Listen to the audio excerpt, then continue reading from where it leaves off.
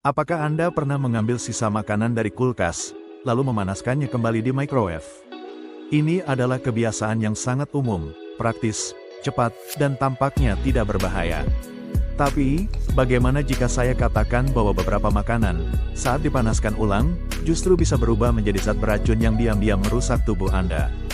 Hari ini, kita akan membahas 5 jenis makanan yang menurut para dokter dan ahli gizi sebaiknya tidak dipanaskan kembali. Kenapa? Karena perubahan kimia yang terjadi saat dipanaskan ulang dapat memicu racun tersembunyi, yang dalam jangka panjang bisa berdampak pada kanker, masalah pencernaan, dan bahkan penurunan fungsi otak. Jadi, jika Anda terbiasa menyimpan makanan untuk nanti, video ini bisa jadi informasi paling penting yang Anda dengar minggu ini. Mari kita mulai. Nomor 1. Bayam, si hijau yang bisa jadi bahaya. Bayam dikenal sebagai sayuran super, kaya zat besi, folat, dan nitrat. Bagus untuk tekanan darah, bagus untuk otak. Tapi, ada satu hal yang banyak orang tidak tahu. Bayam mengandung nitrat dalam jumlah tinggi. Nitrat sendiri tidak berbahaya, bahkan membantu memperlebar pembuluh darah dan meningkatkan sirkulasi. Masalahnya muncul saat bayam dipanaskan ulang, apalagi setelah semalaman disimpan. Nitrat akan berubah menjadi nitrit, lalu menjadi nitrosamin. Apa itu nitrosamin? Senyawa ini telah dikaitkan dengan peningkatan risiko kanker, terutama kanker saluran pencernaan seperti lambung dan usus besar. Bahkan, beberapa jenis nitrosamin juga berdampak pada sistem saraf dan bisa memengaruhi fungsi kognitif. Kapan ini terjadi? Katakanlah Anda masak sayur bayam hari Minggu malam. Lalu, keesokan harinya, Anda panaskan lagi sisa supnya. Di titik inilah nitrat mulai berubah bentuk. Dan Anda, tanpa sadar, mengonsumsi senyawa yang tubuh Anda seharusnya tidak perlu hadapi. Bagi orang muda, tubuh mungkin masih kuat. Tapi bagi lansia, sistem detoks alami tubuh mulai melambat. Dan akumulasi racun jangka panjang bisa sangat berpengaruh. Solusi: makan bayam langsung setelah dimasak. Jika ada sisa, konsumsi dalam keadaan dingin, misalnya dalam salad. Hindari microwave. Hindari pemanasan berulang.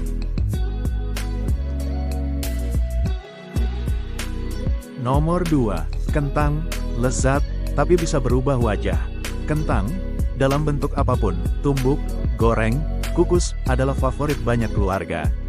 Sumber karbohidrat yang menyehatkan, mengenyangkan, dan bisa disimpan. Tapi berhati-hatilah. Saat kentang yang telah dimasak disimpan dalam suhu ruang terlalu lama, terutama dibungkus aluminium foil, bakteri anaerobik berbahaya bisa berkembang. Salah satunya adalah Clostridium botulinum, bakteri penyebab botulisme, yaitu jenis keracunan makanan serius yang bisa menyebabkan kelumpuhan. Bagaimana itu bisa terjadi? Kentang yang dibungkus aluminium foil menciptakan lingkungan minim oksigen, ideal untuk bakteri berkembang. Jika Anda menyimpan kentang semalaman di suhu ruang, lalu memanaskannya tanpa membunuh bakteri ini, risikonya nyata. Selain itu, saat kentang didinginkan, patinya berubah menjadi pati resisten. Ini bisa jadi baik, karena memberi makan bakteri baik di usus.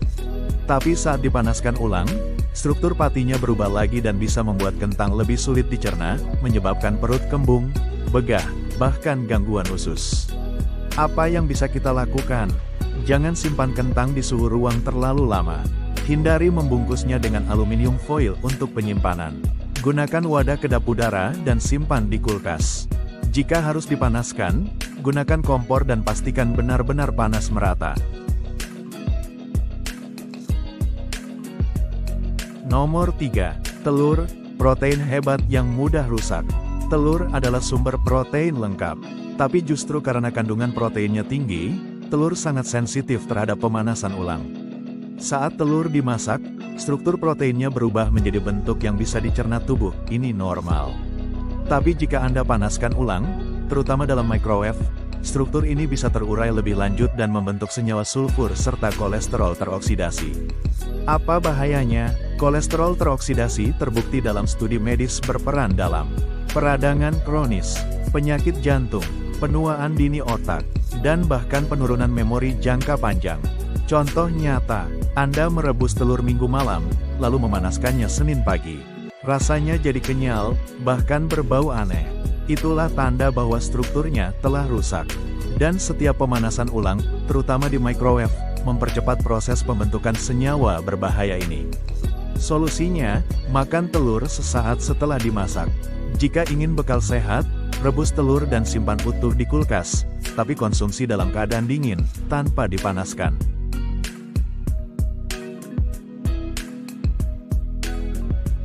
Nomor 4. Ayam, sumber protein yang bisa menyebabkan peradangan. Ayam adalah makanan yang sehat, tinggi protein, rendah lemak. Tapi ayam juga kaya akan asam amino tertentu, seperti lisin. Dan ketika dipanaskan ulang berulang kali, asam amino ini bisa berubah menjadi senyawa proinflamasi. Perubahan ini membuat tekstur ayam menjadi keras dan karet, membuat tubuh lebih sulit mencernanya, memicu peradangan tingkat rendah di dalam usus. Dan tahukah Anda, usus adalah rumah kedua otak. Jika usus terganggu, hormon-hormon dan neurotransmitter juga ikut terganggu. Artinya, ayam yang dipanaskan ulang bisa menyebabkan gangguan pencernaan, nyeri sendi, kabut otak, dan bahkan penurunan daya ingat. Solusinya, jika masak ayam dalam jumlah besar, jangan panaskan di microwave. Lebih baik panaskan perlahan di atas wajan atau oven, dengan suhu rendah dan waktu cukup. Atau lebih baik lagi, olah ayam dingin jadi salad, isian sandwich, atau wrap. Nomor 5. Jamur, lezat, tapi rapuh secara kimia. Jamur mungkin terlihat sederhana di piring Anda, berwarna coklat muda, beraroma khas, dan terasa gurih saat dimasak. Tapi di balik tampilannya yang bersahaja, jamur menyimpan struktur kimia yang sangat sensitif dan mudah rusak. Jamur terdiri dari protein unik, enzim aktif, dan lemak sehat yang memberikan manfaat besar jika dimakan dalam kondisi segar. Namun masalahnya muncul saat jamur dipanaskan kembali. Saat dipanaskan ulang, terutama di microwave atau suhu tinggi, struktur protein jamur berubah drastis. Mereka tidak lagi mudah dicerna. Tubuh harus bekerja lebih keras hanya untuk memecahnya. Lebih dari itu, lemak dalam jamur bisa mengalami oksidasi, menghasilkan radikal bebas, molekul tidak stabil yang menyerang sel-sel sehat di tubuh kita. Dan bukan hanya itu, nutrisi penting seperti selenium dan antioksidan alami yang awalnya membantu melawan stres tubuh, justru ikut menurun tajam saat jamur dipanaskan berulang kali. Apa akibatnya bagi tubuh? Perut terasa kembung, timbul gas berlebih, Anda merasa lesu dan berat setelah makan. Dan yang paling diam-diam berbahaya, stres oksidatif yang bisa merusak sel-sel, mempercepat penuaan, dan bahkan mengganggu fungsi otak serta organ vital lainnya. Semua ini sering terjadi tanpa kita sadari, karena tubuh kita pelan-pelan menyerap efeknya seiring waktu. Lalu apa yang sebaiknya dilakukan? Jika Anda memasak jamur hari ini, usahakan habiskan di hari yang sama.